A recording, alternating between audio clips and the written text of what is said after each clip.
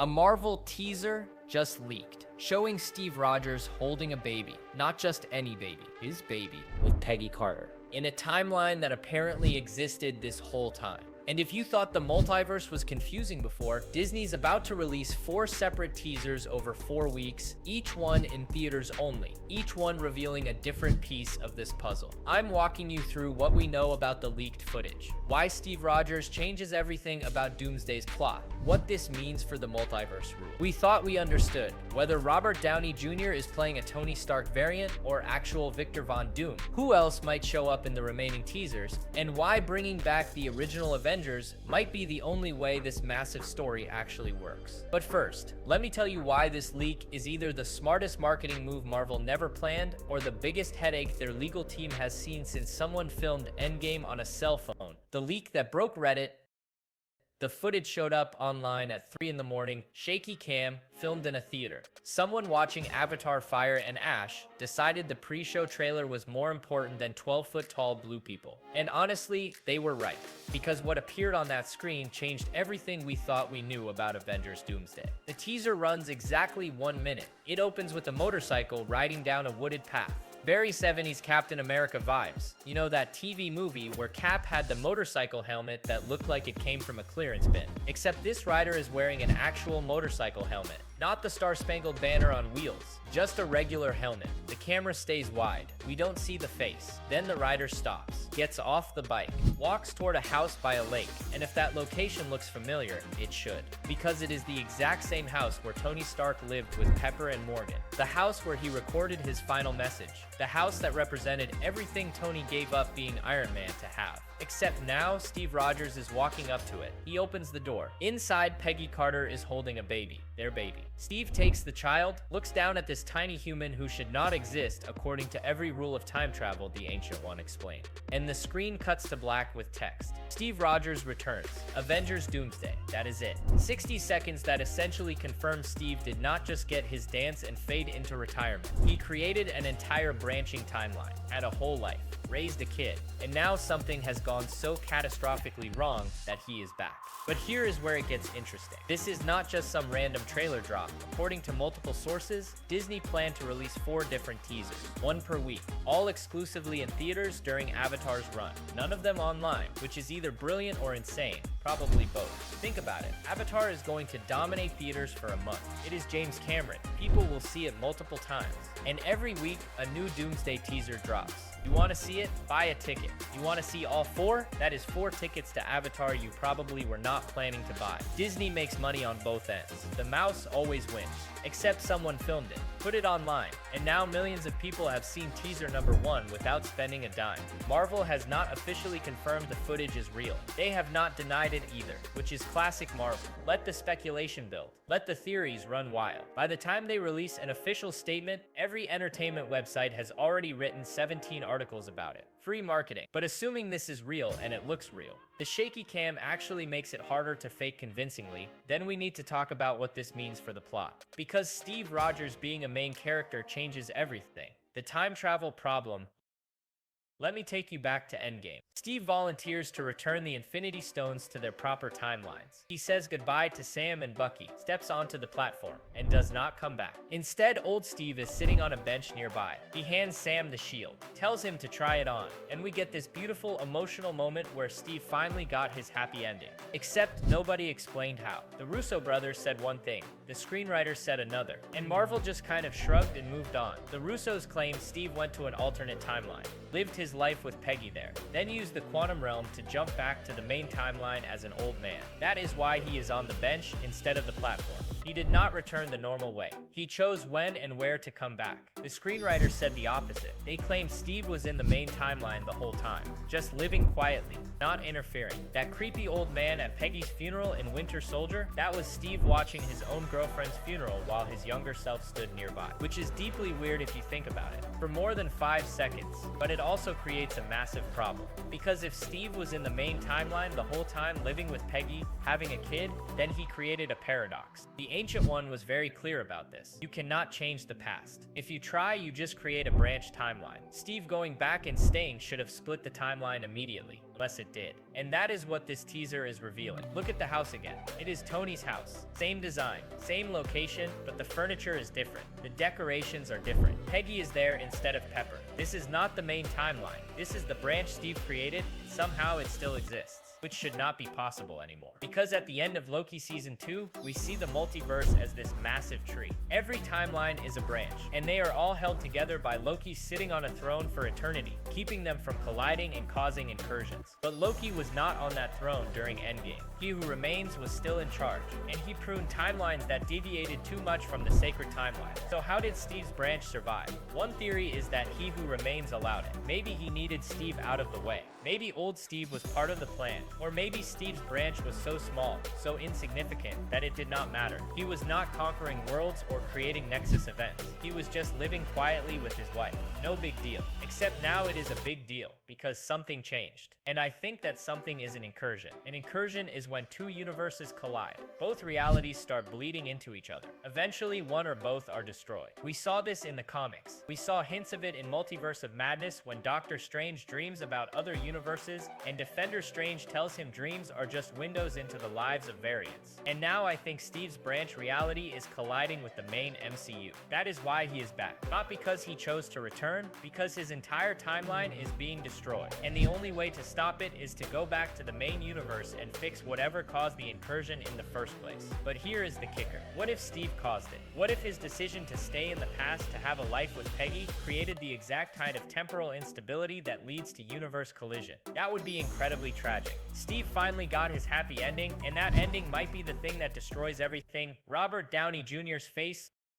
Now let us talk about the elephant in the room wearing a metal mask. Robert Downey Jr. is Dr. Doom. We have known this since Comic-Con, but we still do not know if he is playing a variant of Tony Stark or if he is playing Victor Von Doom, who just happens to look like Tony. And this is not a small question, because the entire emotional weight of the movie changes depending on the answer. If Doom is a Tony variant, then every hero has to fight someone who looks and sounds like their dead friend. That is brutal. Imagine Sam Wilson facing off against not Tony, or Peter Parker seeing the man who was basically his father figure, except now he is trying to destroy the multiverse. That is compelling drama. It also tracks with Marvel's multiverse theme. We have seen this before. Wanda tried to replace her dead children by stealing them from another universe. Doctor Strange met a version of himself who became evil. Sylvie killed He Who Remains, who was a Kang variant. The whole point of the multiverse is confronting the roads not taken. And what bigger road not taken is there than Tony Stark? In the main timeline, Tony sacrificed himself, snapped away Thanos, and died a hero. But in another timeline, maybe Tony survived. Maybe he did not learn the lesson about sacrifice. Maybe he became obsessed with protecting his universe at any cost.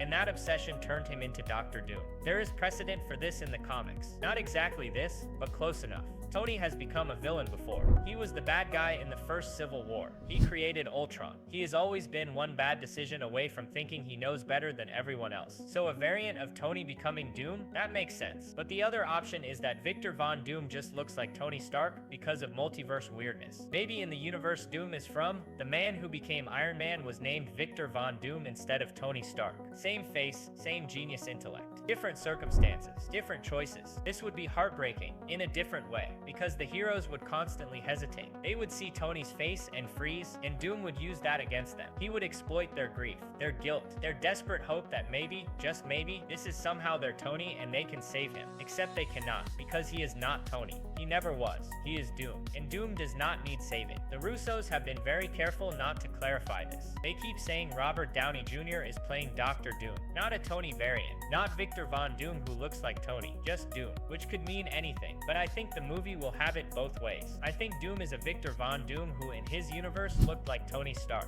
But I also think he is aware of the main MCU timeline. He knows about Tony's sacrifice. He might even resent it, because in his universe he made the sacrifice. He was the hero, and it was not enough. His world was still destroyed. So now he is going to save what is left by any means necessary, even if that means becoming the villain in someone else's story. And if I am right about that, then Steve Rogers is the perfect character to oppose him. Captain versus not Iron Man.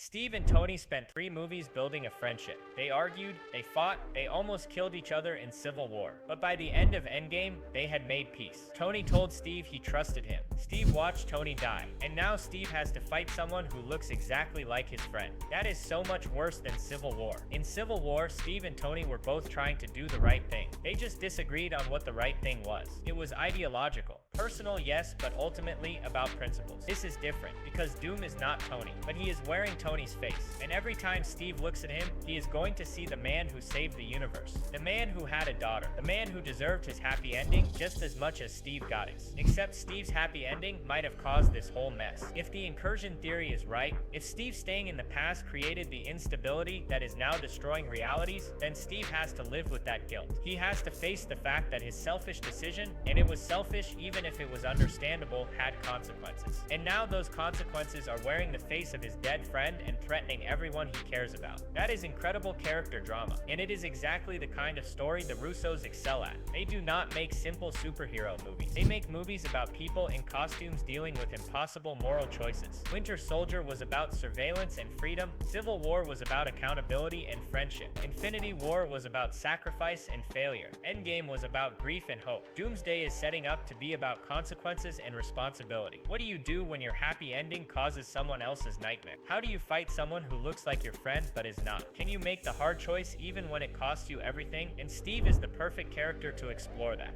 Because Steve has always been about doing the right thing no matter the cost. He jumped on a grenade in the first Avenger. He crashed a plane into the ice to save millions. He gave up his shield rather than compromise his principles. He went back in time and chose happiness for once in his life. And now he has to give it up. The leaked teaser shows him holding his baby. That baby exists. That life exists. And if stopping the incursion means erasing that timeline, then Steve has to choose between his family and the rest of the multiverse. That is brutal. That is heartbreaking. And that is exactly the kind of story that will make people cry in theaters. But Steve is not the only original Avenger coming back. The Big Three returns.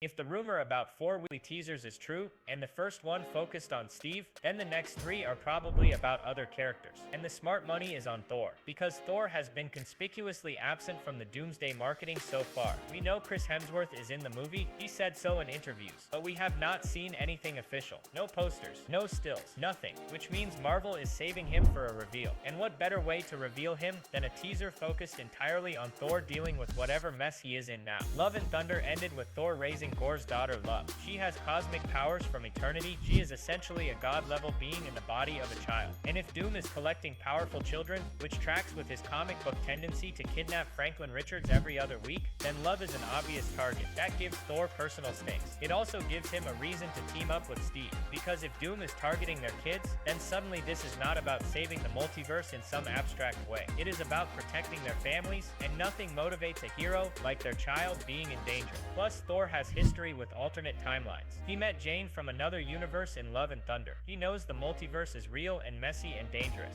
He is probably one of the few Avengers who would not be completely shocked by Steve's branch timeline existing. The other big name everyone expects is Hulk, or Bruce Banner, or Smart Hulk, whatever we are calling him now. Bruce has been weirdly absent from Phase 5. He showed up in Shang-Chi's post-credits scene with his arm in a sling and back in human form. Then he was in She-Hulk teaching Jen how to Hulk, and then nothing. No mention of him in any upcoming projects until Doomsday, which suggests Marvel is saving his story for something big. And I think that something is the Incursions, because Bruce is the science guy. Tony is gone. Shuri is in Wakanda dealing with her own problems. Reed Richards is not in the main MCU yet, or if he is, he just got there via Fantastic Four. So who is left to explain the quantum mechanical nightmare that is multiple realities colliding? Bruce. He is the only one who understands the science and has experience with the multiverse. He helped Tony figure out time travel in Endgame. He snapped half the universe back into existence. He knows more about the Infinity Stones and Quantum Realm than almost anyone alive. If anyone can figure out how to stop an incursion,